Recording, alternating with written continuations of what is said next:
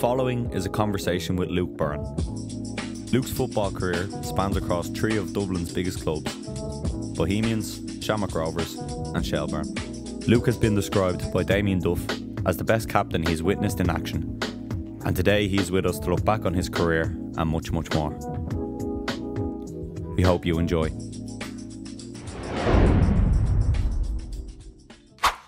Let's rock it. Luke, welcome. Pleasure to have you on. Thanks very much, lads. Yeah, watched a lot of your videos, listened to your podcasts over the last while, so thanks for having me. Fantastic, that's good to hear.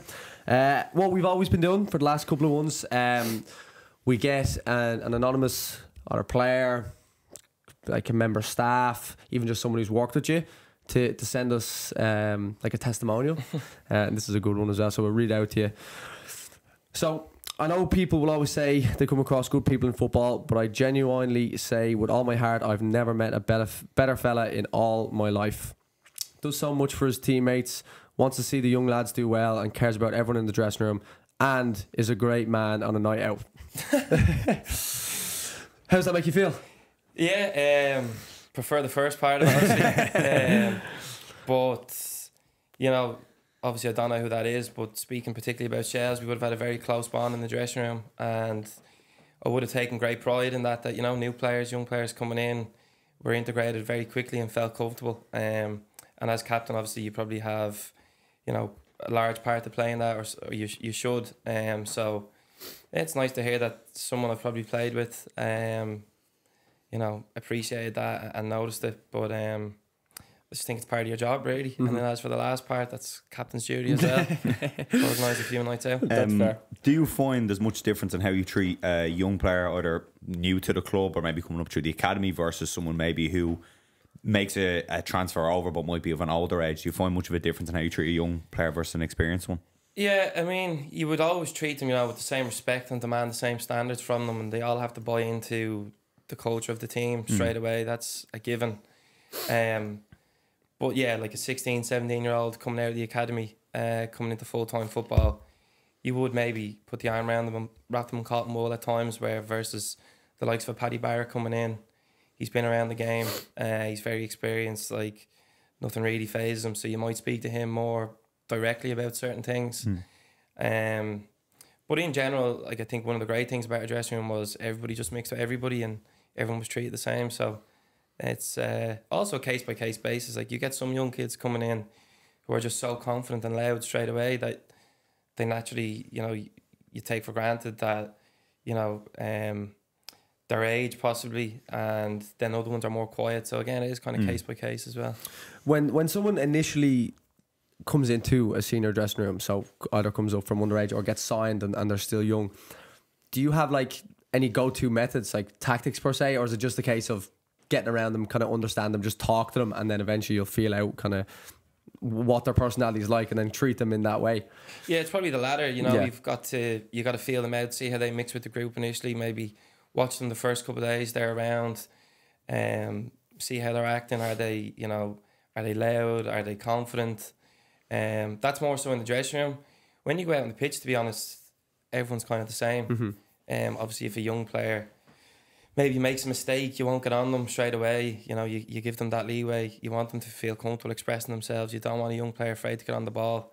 But around the dressing room, in the gym, you know, one of my tactics is just, it's not necessarily a tactic, it's just one of the things I do is I always try and slag them in front of the lads. You know, nothing too close to the bone, but if they see me or other players slagging each other, a way to say to them, no, you're part of the team and the group now, we're going to treat you the same as we're going to slag you as well. You know, so that's just would be a small thing maybe our dressing room was very good at. Yeah, makes sense. Before we go into obviously greater detail about your career and whatnot, congratulations on retirement. It probably sounds weird to say, but congratulations. How's it feel since you've retired? I know it hasn't been too long. Yeah, I mean, obviously, because the season has stopped, I'm not watching my mates or my ex-teammates go out to play on a Friday, which will probably be the most difficult part. But like I've said this to a couple of people since, I'm completely at ease with it. I've got a peace from the fact that I did all I could to continue playing, and it just got to the point that the injuries and the operations I've had, you know, they forced the decision upon me, and I've got no regrets. You know, had I been sitting here maybe, had I retired say 12 months ago, I think I might have had regrets. But I did all I could, you know, this year I got 20 games out of it, was part of the team that got into Europe. I have great memories of the season, and that for me is like, that was the perfect way to go out. I know you were struggling with injuries for a long time, but did you sense it coming, the decision, subconsciously, or was it a case by the end of the year it was like, I've got to go now? No, it's one that I've been, you know, thinking about probably every hour for the last 12 months. You know, it just consumes you. So like I came back in pre-season in January and I couldn't do anything. I couldn't kick a ball, couldn't do a session, and I walked off mid-session one day, probably, you know, a month or 5 weeks out in the season, and I said, that's me, I'm done. You know, if I can't kick a ball, what use am I to anybody? So in fairness, a couple of the coaches brought me out after training, had a very honest conversation with me, and spoke to me about, you know, some short-term goals that I may have had, and said, like, well, you can use that to motivate yourself, to get yourself going just one last time. And then the manager gave me the freedom to, you know, he didn't put pressure on me. He allowed me to go away and work with the doctor and the fitness coach and change my plan, really, change my training style for 3 or 4 weeks. And that was kind of the last roll of the dice. And in fairness, it worked. You know, I introduced probably methods of training that I hadn't been doing, a lot of isometric holds, plyometrics, really focusing on the depth that I could move weight at, stuff that I hadn't been doing previously. And that combined with the medical side of things, you know, the injections and getting the knee aspirated, it was kind of the perfect probably cocktail for getting me going again. And I'm delighted that I kind of committed to that and had the, I suppose, guidance from above at that time, because like I said, it got me a very enjoyable season. Talk to us about that. So preparing for a game week, what does that look like for you? Yeah, or last year, how did it look more so? Yeah, I mean, like, I would train very little, really, you know, once or twice a week. You know, like a Monday would be probably 2 gym sessions and a cardio session and ice baths. So, you know, your whole day gets taken up by it, which is no problem. But that was the Monday. Tuesday I would train with the team, because realistically, if you're going to perform on a Friday, you need to get some sort of load through the legs during the week at some stage. And it would also be quite a tactical day. So that would be the day I'd train. Again, probably 2 gym sessions. You know, and I'm not in a gym for 90 minutes covered in sweat, launching 120 kilo up over the head. It's very specific stuff to the injuries I had. A lot of bike and pool work, because I've said it before, my problem was when I trained, my knee swelled up, and that would mean I'd struggle the next day. So I was trying to keep up a level of fitness without putting strain through the joints. So it was usually swimming and cycling for me. Then again, like, part of the new routine I landed on was, like, I basically could take no days off. Like, I had to actually move weight and exercise on a Wednesday, which is obviously you know, it's an off day usually in the League of Ireland, and the team doesn't train. And then, you know, Thursday it would be a light training, and that would usually be the day, at least one of the days, where I would go to the doctor and get my knees aspirated. So just basically put the needle in and pull the fluid out.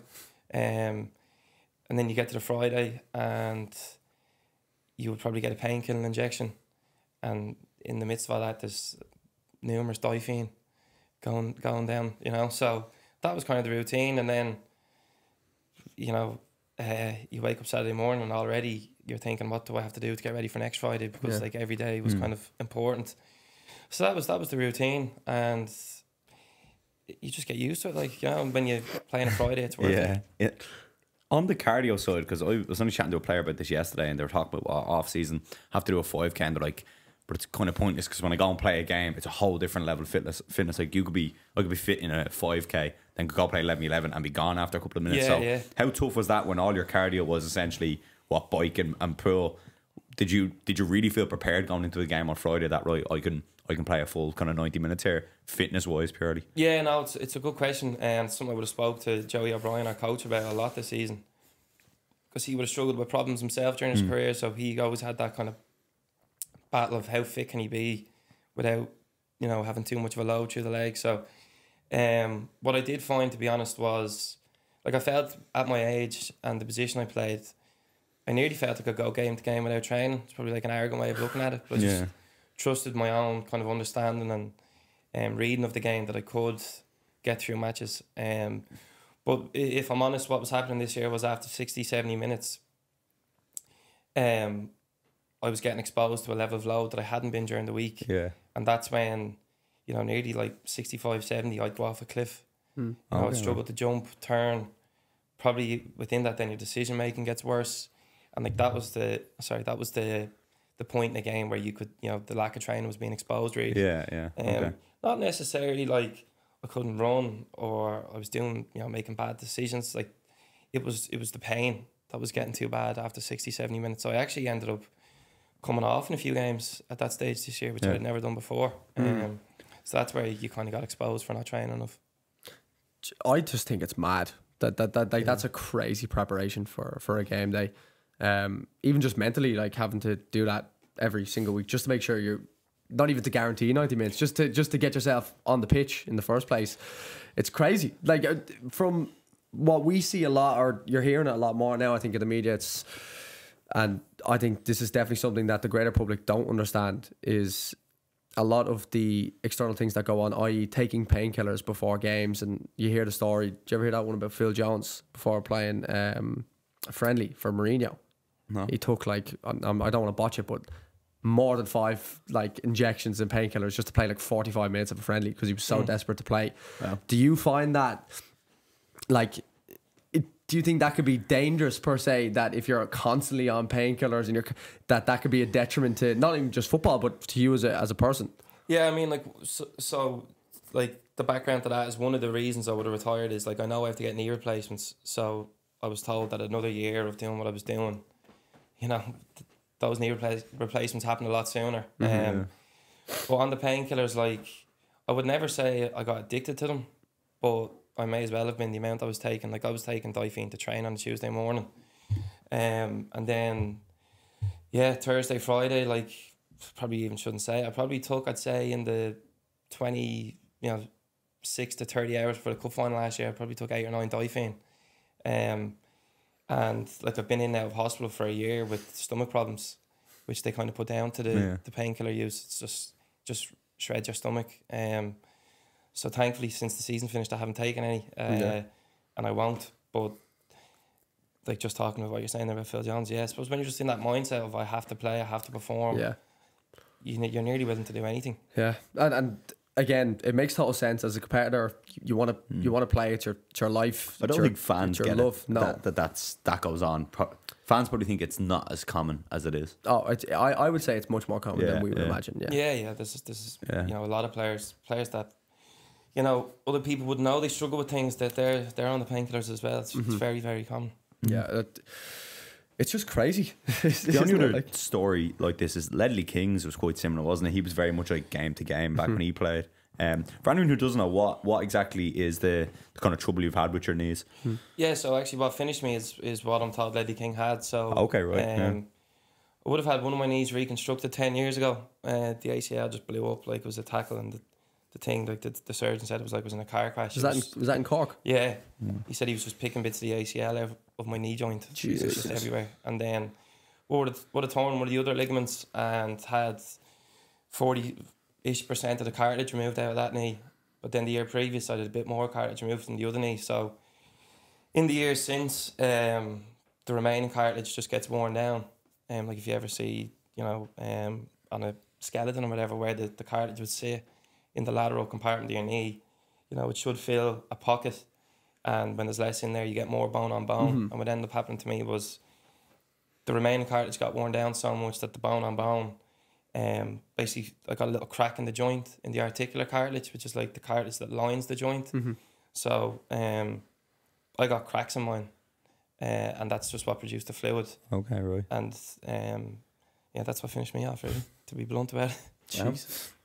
Mad. God, the pain. Do you still, like, day to day, do you still feel a little bit of pain walking around? Yeah, like if I sit down for too long at a desk or in the car, you know, I'm not in agony getting up, but you'll look at me getting up and I'll be stiff as, you know, and then stairs.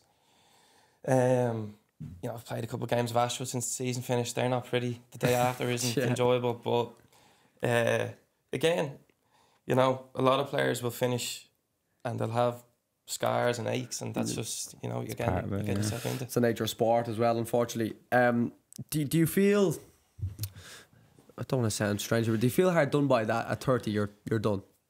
I mean, playing? It was never part of the plan, but like I don't feel hard done by because I always just think there's worse things in life. You know, I got 12 years out of it, played about 300 games, got to play, you know, cup final, Europe, for, you know, found a club I loved. You know,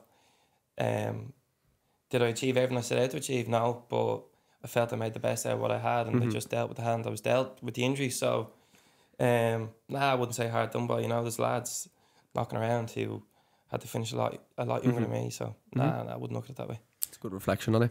I was going to say, do you have another question? No, go ahead. Sorry.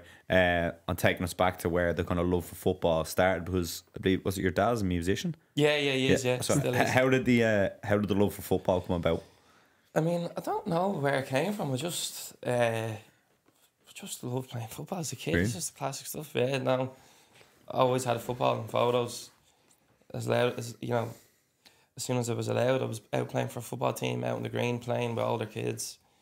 My granddad would have been I played in the League of Ireland back in the day, and he used to coach my team with my dad. So it was just playing with the mates, and it's all I ever wanted to do. You know, going through school, I had very little focus on school. It was just I wanted to be a footballer, and luckily I got to do it. Then your career obviously started at Bows. What was that like initially jumping into the first team there? Yeah, it was great. You know, I came out of DSL football, and Bows, unfortunately for them, fortunately for me, were in a position where they had slashed the budget and they're having financial problems. So one of the reasons I went there was it was a great opportunity. I felt for a young player to get in the first team, and I went in probably when would I have joined? Probably, you know, June. Made my debut probably that September, October, and then the next season I was first choice. So it all happened pretty quickly, and yeah, I loved it. Like, you know, I was given an opportunity to play at a young age. Had Owen Heary as my coach, and was lucky enough to play with him as well. He was a great kind of role model and person to look up to. You know, all he achieved, tried to copy him as much as I could, and it was got probably 60, 70 games by the time I was 20, and you couldn't ask for much more. Yeah, how important is that? Did you know that because we say it all the time when we speak to younger players that like the whole idea, like road to 100, isn't it? The race to 100, get yourself 100 senior appearances as early, as quickly as possible. When you actually are a young player and you're kind of blessed to be playing week in, week out, was that present in your mind going, geez, this is very fortunate that I'm so young and I'm racking up these appearances? Or was it just game by game, keep me going, keep it ticking over? Probably, you know, you're just focused on the next game and staying in the team. But, you know, like, obviously I'm from the generation where kids went to the UK at 15, 16, Brexit wasn't around. And you'd always compare yourself against them. And by, you know, 18, 19, if I'm playing every week in the first team, I'm looking at lads who went to 15 and they're coming back, they're playing 19s football, they're playing Leinster Senior League. And every time I played for Bows, I felt I'm just getting a step ahead of them, And you're looking around at the other 93s thinking, well, who's in a first team, who's doing well? And like, you just see over the years that number just going down and down and down. And that was like I suppose a motivation for me back then. Like, I wanted to outdo the kids my age, I wanted to get ahead of them. And then like I got in the Irish under 19s, and you're looking around and there's, you know, all the lads that were there at 15, 16, they're not knocking around anymore. And look, I can't, you know, I don't know what happened with all them. They all have their own stories. But for me personally, I got there because I got into a first team young. That was my platform. What was that like playing for the Irish 19s? So who did you play against? I played in the elite phase against Ukraine, Israel and Portugal. Nice, so, good draws. It was a Portugal team that was very good. It had like Yao Cancelo and stuff on it. They only beat us 1-0. We missed a penalty as well, but that was my first taste of international football. I'd never been a 15, 16 international. I hadn't even, like, you know, I don't think I played for a DSL team till I was probably 16, 17. So obviously it was great. The family went over to Portugal. I was over there for a month, and I got back, I think 2 days before my leaving cert started. So didn't go down too well at home. I think my mum forced me to pack the books, but they didn't come out of the bag over there.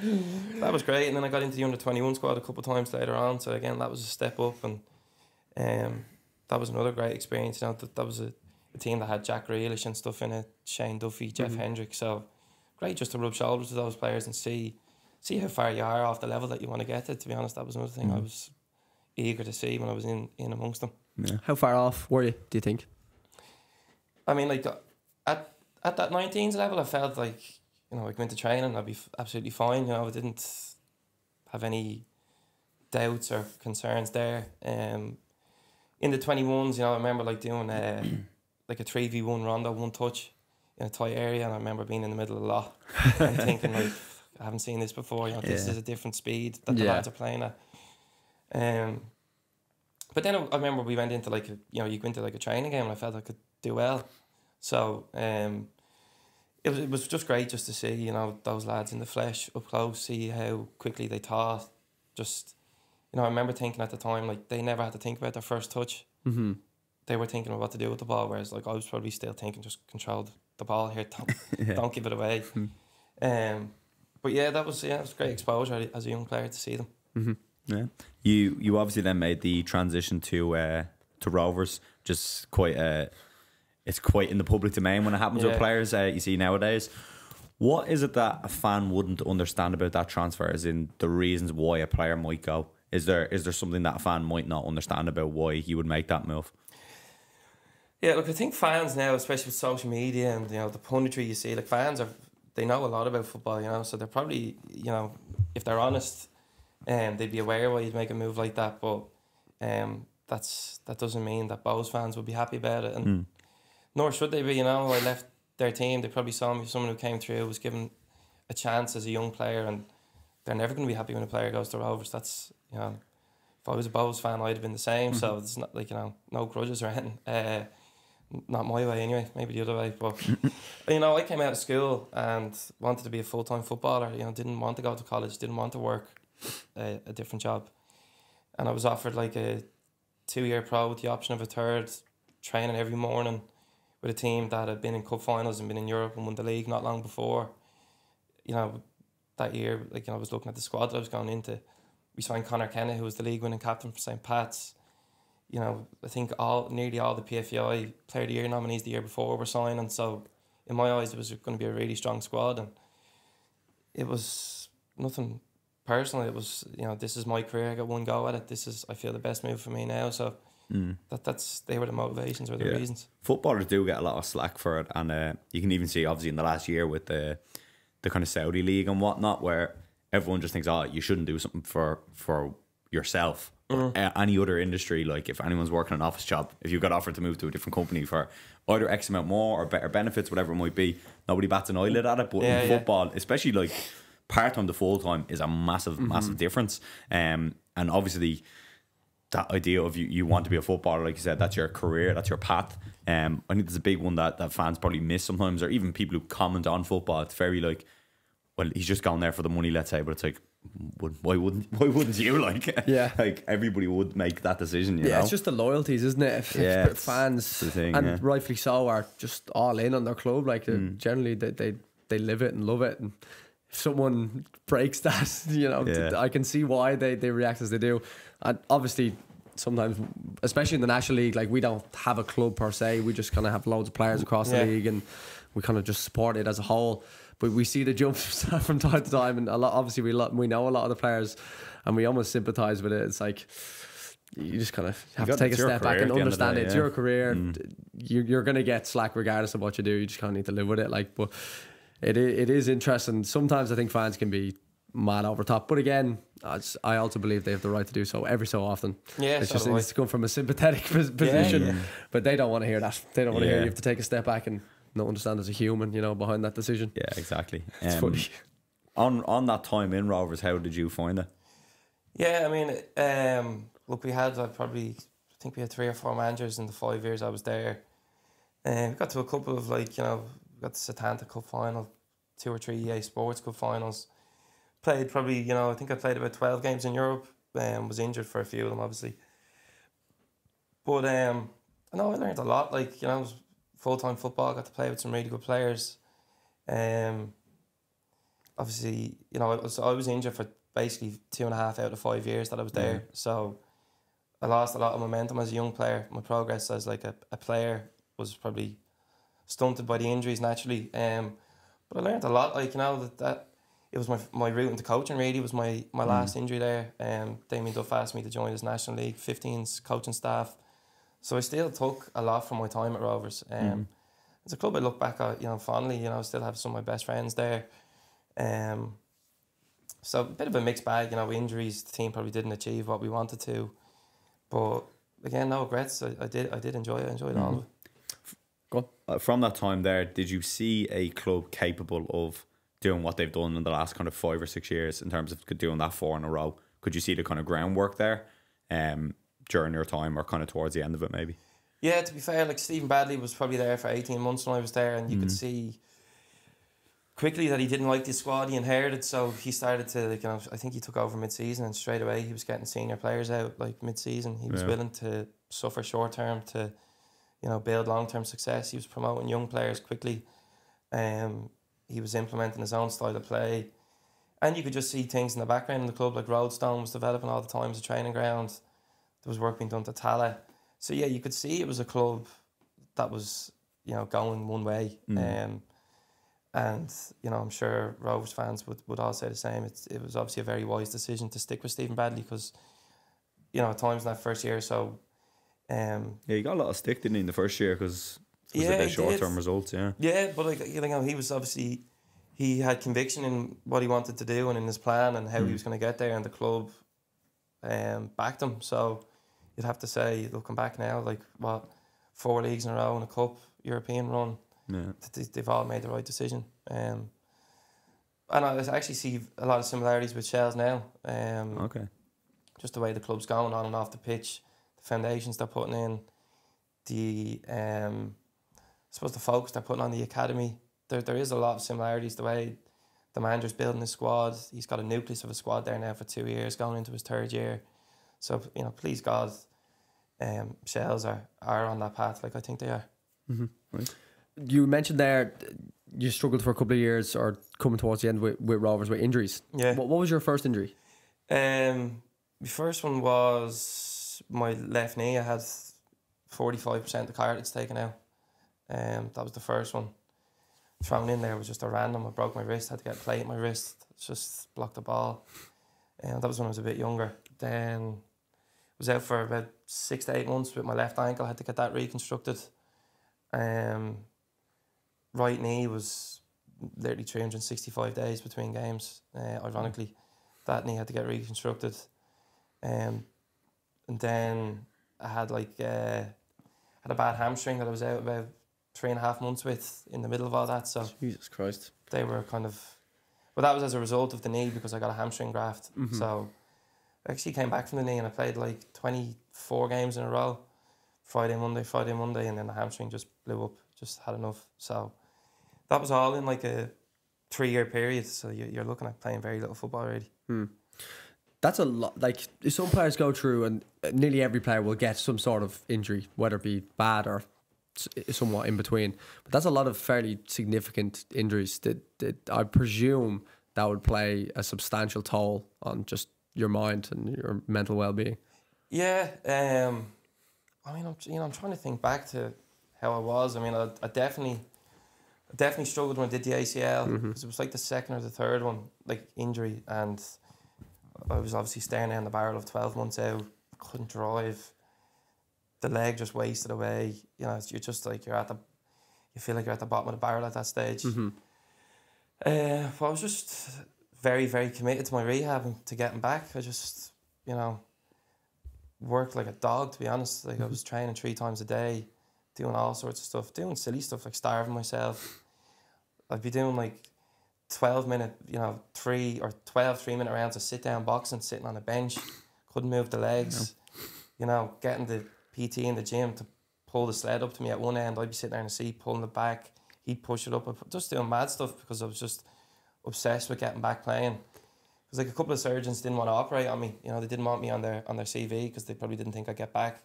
Jesus. And they didn't want that on their record. So, when it happened to me, there was no doubt in my mind I'd get back, but it was all quite uncertain. And to be fair, the club supported me, my family supported me. Brought me, drove me around, did everything for me that I couldn't do, and then I was able to go to St. George's Park for a bit of rehab. That helped, and it was obviously tough, but you just day by day. You just get up and just get through your job for the day and just get back. Yeah. That was it, really. That's mental, the surgeon. It's like their boxing record. They That's don't what wanna- it's like. Yeah, The they little don't- CV, yeah. the Yeah. neck I didn't think that'd be like that. It's crazy. Imagine the surgeon going to me, nah, I don't fancy doing that for you. Off you Good go. luck. Yeah, I don't know mad. if they would have said it to me. I think it would have come back through Yeah. the medical team at the club. Yeah. So I think it was the third one that I met. Jesus. Ended up doing Jesus. it. Where did you get it done? I got that one done in the Beacon. The Beacon. Okay. Yeah, Morris Nelligan done it. So, I mean, in fairness, like I know I'm sitting here retired, but I never actually had an issue with it after. So, Yeah. job well done. Yeah, that's my. I just Fair play did to it- them. Yeah. I didn't think they'd like. I don't know. Was it like a duty of care thing where you can't Yeah, reject it? I don't know. how can you That's- reject yeah. doing a surgery? Yeah, that's It's mad. not a contract. Like Don't fancy it. Yeah. that's mad. Yeah, jeez, that is That's crazy. mad. That is crazy. How did then the move to Shells come about? So at the end of the time in Rovers. Yeah, like it got to the end of Rovers and I was out at that stage probably another 6 months. It's just another operation. It was my left ankle, Yeah. and I was at a crossroads. You know, coming out of full-time football, I'd gone back into education during my time at Rovers. When I did my ACL, I was like, right, I need to have a look at what's going to happen after football here. So I did a business management degree part-time in the evenings in DBS. So when I left Rovers, I got straight onto the college and said, right, can I come back as a day student now and just finish this as quickly as possible? So that kind of, you know, maybe subconsciously that said what I was looking for from my next club. I didn't want to leave Dublin. I probably didn't want full-time football. And Shells was the move I wanted. It was like, you know, the local club to me. I knew that they were, you know, with players I'd heard that they were, you know, looking into education, jobs outside of football. It was like kind of the whole package they were offering to players. And that was what I wanted. Like one of my good mates is Ronan Finn, and when he came back from Dundalk to Rovers, he was allowed to do some work around training. Rovers like facilitated that for him, and that was the route I wanted to go down. So Shells just ticked all the boxes, but unfortunately they just didn't want me at the time. So it got to like January and I still hadn't spoke to him, but then Ian Morris got on to me. He was probably struggling that much for a centre half or a left back. That he got on to me and I went in on trial and probably wasn't ready to go in. Like I hadn't trained with anyone since the previous, like maybe June when I did my ankle. But I was thinking, this chance isn't going to come around again and it's getting late in the day. Just fucking get in there and just do it. And thankfully I went in, trained. I think after 1 or 2 sessions he says, yeah, look, we want to sign you off for a deal. And I actually never suffered with the ankle after, so bit of good luck, bit of good timing. Yeah.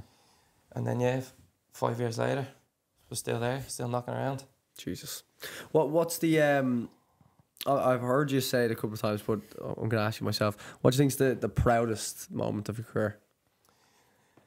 Proudest moment, singular moment. I would be walking out in the Aviva as captain of Shells. You know, I had all my family there. Family coming back from the UK to watch. I could see them, see my mates up behind the goal. And luckily, it probably happened for me at a stage in my career where, like, this isn't, you know, arrogance. Like, I didn't walk out into the Aviva nervous. I made sure I'd take it all in. You know, I loved every second of it.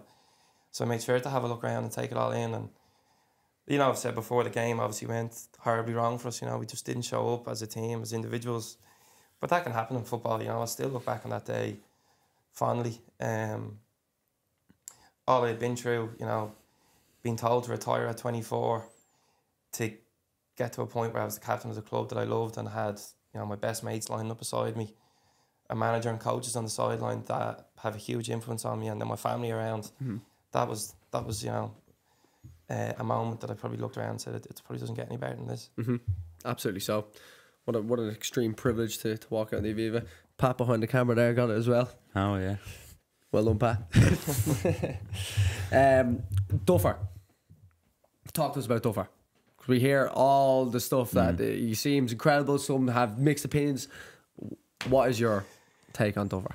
Yeah, he's as a man,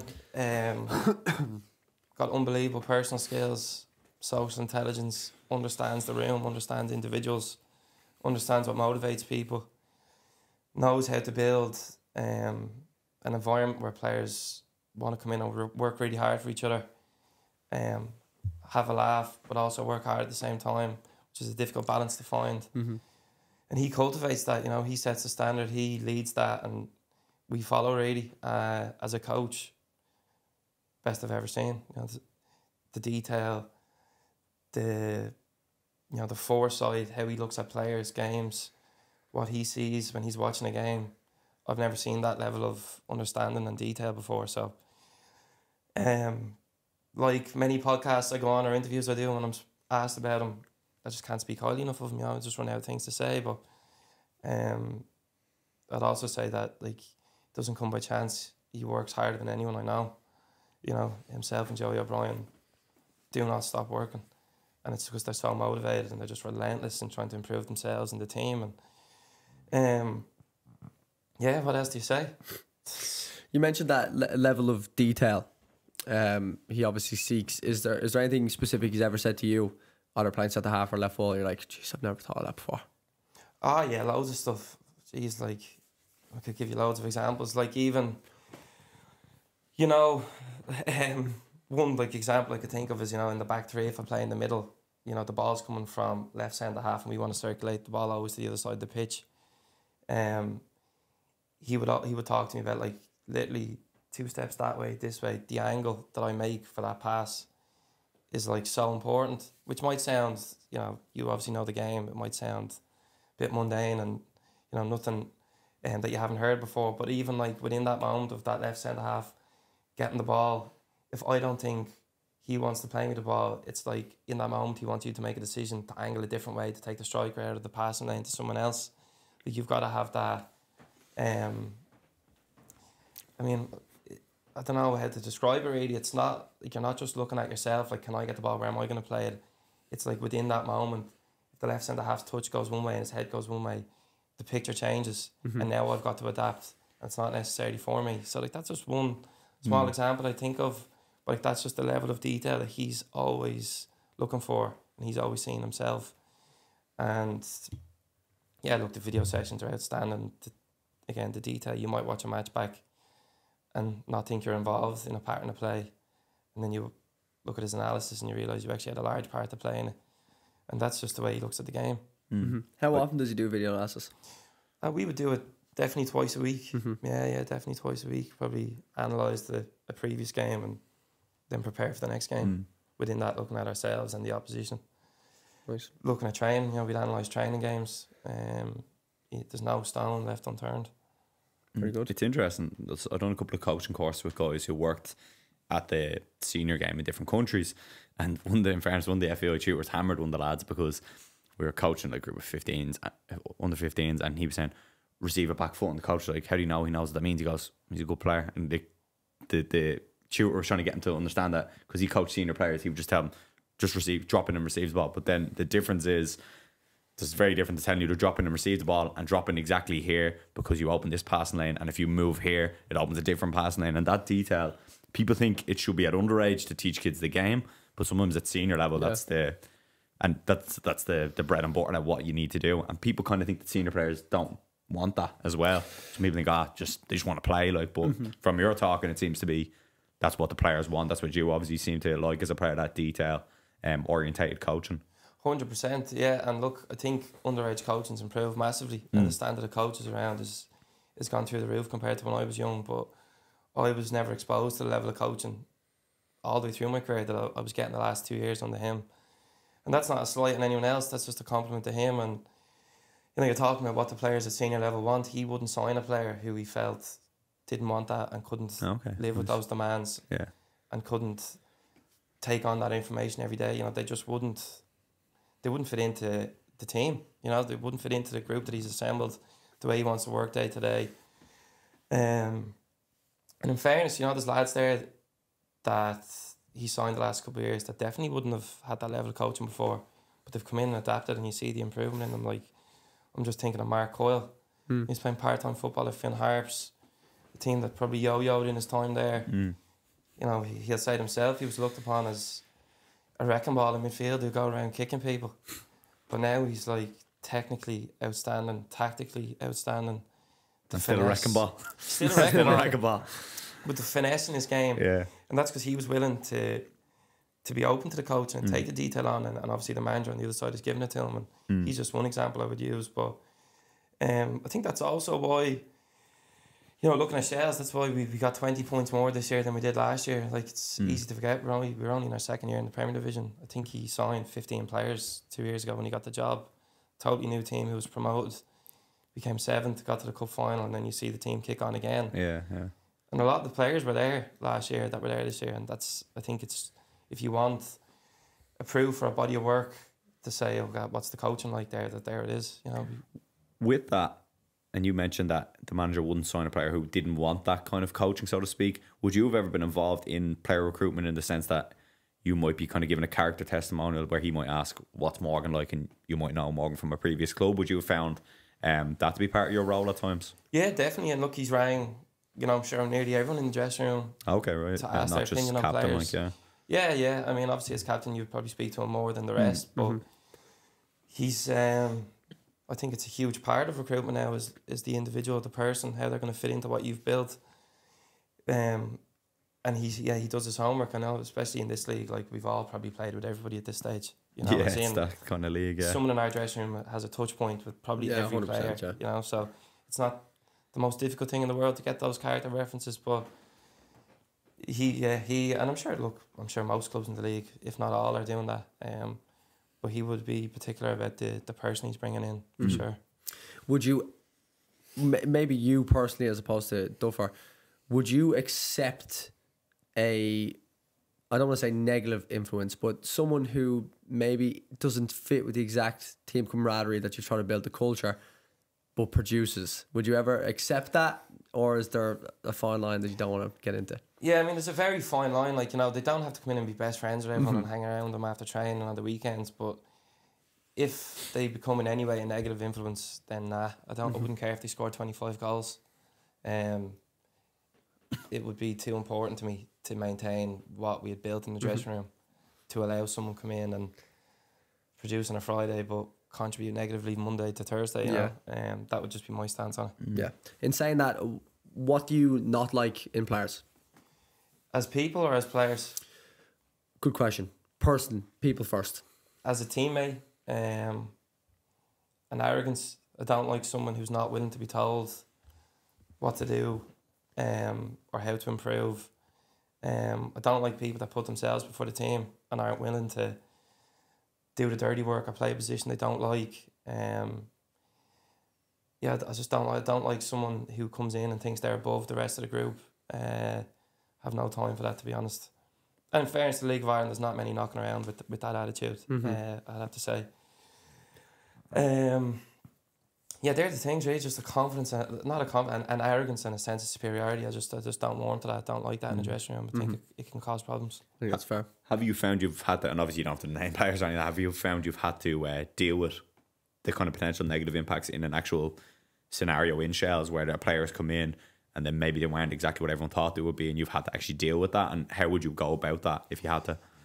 I probably, the kind of lads I've just described, I've definitely played with them, but I was probably younger, and it wasn't my role in the team to probably deal with them. I probably didn't have the experience or the confidence to deal with them. Whereas now at Shells, speaking about the last couple of years, we actually haven't, again, it goes back to the manager's homework on players. We haven't signed anyone that's come in and been like that. Obviously, we've signed players that, they might not integrate themselves immediately. They might not, fit in as much as the next man. And you do probably have to speak to them or deal with them slightly differently. But that arrogant, selfish character that I don't like, I have to say we haven't had any of them in the last couple of years, thankfully. Nice. But what would be the protocol? Like, I know there's not one defined thing of like, right, step one, it's like an arbitration process. It's like step by step. Is it literally just getting onto them immediately before it like explodes, or is it a case where like I'm going to pull them aside here and go, listen, this has got to stop, or whatever it is? Yeah, I mean, not to say it's right or wrong. My approach would have been, you'd see how they adapt and how they're fitting in a group setting for a couple of weeks, and if you're sure that the red flags you're seeing are there, me personally, I would pull them aside and tell them, to the point, it's not going to fly around here, it's not going to be accepted, and you're going to have to change. Probably wouldn't go with an aggressive, tone or use of language. Initially, I'd like to think I'd give that player the chance, having got a bit of a warning. And then if they went back into the group and again they just went back to their old ways, then you'd probably go for them in front of the group, to be honest with you, because it's always a good chance to the rest of the team to make a point to everybody that like nobody's above it. Nobody's going to be treated differently here. Again, not to say it's right or wrong, that's probably how I would do it. Yeah. And if they were to bite back, then if you do it in the group setting, you could have 2 or 3 teammates who actually stand and go, no, the captain's spot on, like, and then they might actually see it that, oh, it's not just this one person like picking on me, so to speak. There's 7 lads saying it, so if 7 people are saying it, it can probably hit more hard as a truth then, you know. Yeah, that is very fair. From your experience of being captain in Shells, do you find you were quite like vocal, or was it more so the whole thing of leader, or you're a leader regardless, but is it lead by just by example, or is it by tone of voice adding to that as well? It's not to say that I'm good at either, but I think I've done both. Would definitely not the best player on the team or the best trainer, but I would consider myself to be, you know, not the best, but the best professional I can be, and I think that's an example to players. You know, the time I turn up at, how you're presented, how you speak to the staff, how you speak to the players, the time that you do your prehab at, the amount of time you spend in the gym. That's leading by example, I think. And then the vocal stuff, yeah, I would be that as well. Probably, you know, especially last year, we had a very young, inexperienced team. We added experience this year, but last year there was definitely a need to be vocal all the time. Even just to allow other players to grow into themselves and grow into the club. You know, you can buy those players time by kind of filling that void for a bit longer maybe. And then by, like, you know, this year, you know, it'd still be vocal, but it's not like it was just only one voice. You know, we have a lot of lads who were brought into the club who were confident speaking in front of the group, and then players who maybe a year ago, you know, maybe like a Mark Coyle again, you know, he's become a real leader. Like he's a leader of men. He's gonna captain a football club, whether it's Shells or someone else. Maybe when he came down from Finn Harps, he was finding his feet, getting used to the demands, the manager, the club, Dublin. But he's one who's like stepped in, and you know, you can share it then around the dressing room. It's not just one voice all the time. Do you think so? Having someone like you though in that environment allows the likes of Mark Hall to go, right, I can kind of step up, or kind of use you as an example to go, right, I can probably be like that as well. Yeah, I would hope so. You know, I think another part of being aware that I was going to have to retire at some stage was I was looking around the dressing room thinking, well, who's the next man up? Who's gonna be the captain? And that's not a decision I'll have anything to do with, obviously. But I was conscious of trying to show lads, again, not saying I'm the greatest captain, and I could be doing it completely the wrong way, but I felt I was doing it the right way, and particularly the right way for our team. And I was trying to show lads, again, trying to lead by example in the sense of, look, I'm going to be gone one day. One of you is going to have to step into this role. This is the way you can handle these situations. This is the way you can speak to people. So I would have been conscious as well of that, I suppose, to leave that mark on a few people. That would have been part of me thinking when I knew the legs were going and the armband was being passed on. Yeah. With young players, if a young player was to come to you now, 16, 17, and go, Luke, what are the kind of clues that successful or great players that you've played with leave behind? What advice would you give them? I would say, one saying I love and I say to young players that I've coached is like, it's what you do when nobody's watching that really counts. You know, anyone can turn up the train and train well and, you know, be full of enthusiasm and look the manager in the eye and take on the information he's been given. But there's so many more hours in the day and the week, and I've just seen too many young players not commit their lives to football. And you want to have a football career at any level, you have to commit your life to it. It's like 7 days, how you live, sleep, eat. It's so much more than what you just see on the training pitch a couple of days a week. And that's the thing, I think young players have to get into their head as early as possible. Sleep's massive now, isn't it? Yeah, it's massive, yeah. And it's something that, like, you know, Paddy's sitting there, like when we were younger, I know I'm not the same age as Pat, but the education wasn't really there for us, you know. Like, my first exposure to strength conditioning and diet was my ma heard John Terry on some radio show or something, eating chicken and pasta for breakfast. And all of a sudden I was drinking protein shakes and eating chicken and pasta 4 times a day. And just doing bench press. It was, looking back, you know, it was me trying. It was the wrong thing to do. But now there's so much more information and knowledge out there. The kids have so much access to it with phones. So I actually think there's no excuse now, to be honest.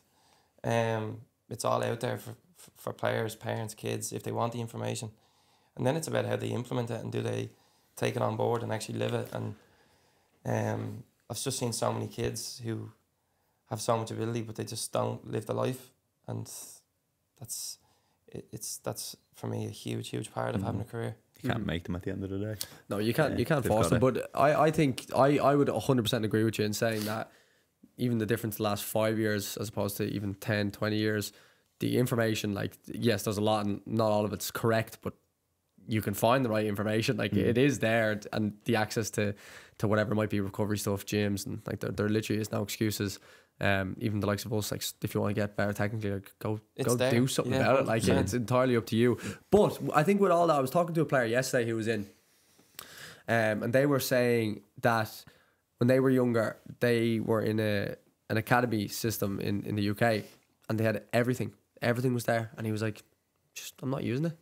And then he left. He was like, what was wrong with me at that age? Like, he just felt, even when he was there, he was like, I'm not utilising this as much as I should, but just couldn't make the cognitive switch to go, right, I need to start using everything at my disposal. And another player who's a great guy, Jimmy Brown, he was with Drogs, obviously. He was saying when he went to Blackburn, he was looking around going, oh my, how is everyone here not absolutely next level? Like, just with the exposure of the amount of stuff they get. And you can imagine Blackburn's obviously a huge club, but even other clubs, even around Champ and all, probably not as amazing as we think, but it's certainly better than what you get initially here. And people just don't grab it. Like, it's just mad. It's probably like tomorrow attitude. I'll do it tomorrow. And then all of a sudden you're released. Like, there's another day, or there's another club. Next week or whatever, Yeah, you're dead right. Yeah. It's simple enough advice, but it's like, use every bit of information, anything you can grab, like, use it. And whether that be something simple about sleep and all, like, it's just, it does matter. Everyone thinks it does matter. It does matter. Best advice always is so simple, isn't it? Yeah. It's just, like you said, it's implementation. Yeah, that'd be for me, probably I have one final question, because G would kill me if I didn't ask about your tattoo. What is the story behind it? Yeah. Which one? Was a good few They showed you the one. I couldn't see the lefty. That one in the front. Yeah, so the lighthouse, is it? Is that lighthouse? Lighthouse, yeah. The Vine. Is there a story between each one? Not to, I know, never let the truth get in the way of a good story. yeah. There's no major meaning behind any of them. I just ended up kind of getting covered in them. But that'd be my favourite one there. Like, it's just a Roman warrior with a shield, and not to get too deep on it, but I love what it represents. Nice. And unfortunately, I have no crazy stories. Romantic backstories, any of them not. There you go. Just because Gary would have literally just the exact same thing he said in Pearl's one. Yeah, he asked about the Pearl's tattoos are great as well. Pearl, we had a Pearl on last week. Our tattoos are very cool as well. We're gone very shells. We are gone very shells. Actually, we want to give it a rest. We're not very shells. Everyone's going to be thinking, Jesus, the lads are mad into shells. It's just the best access. Dave, Rory, Pearl. Yeah. Obviously Luke. Jesus, huh? Yeah. Paddy, do you want to come back on? Mix it up a little bit. Although we do have some great guests lined up from each of the Dublin clubs. Imagine that. Yeah. That'd be gas. Yeah. What we need to do is round table. Get onto that. Actually, that's a great idea. Yeah. A round table. Yeah. Do you ever see the actors ones? They're mad. They just put like a couple of the actors all together. Get that in a notebook. That's going to happen. That could happen. That's going to happen. That is going to happen. One from each club. Because if it kicks off, I want Boyd. Fantastic. Unreal. Great podcast. Is that us? That was excellent. That was a nice chill conversation. Yeah, thanks, man. We'll probably jump on for another part 2 as well at some stage. We always try. Yeah. We've said that we haven't actually got anyone on for a part 2 yet. Paddy. No, we will eventually. That was great. Huge thank you for first of all taking the time to be here. We know you're busy since retiring. It doesn't get any easier. It gets probably a little bit more hectic. Yeah, so thank you very much for your time. Really appreciate it. Appreciate it. Yeah, lovely.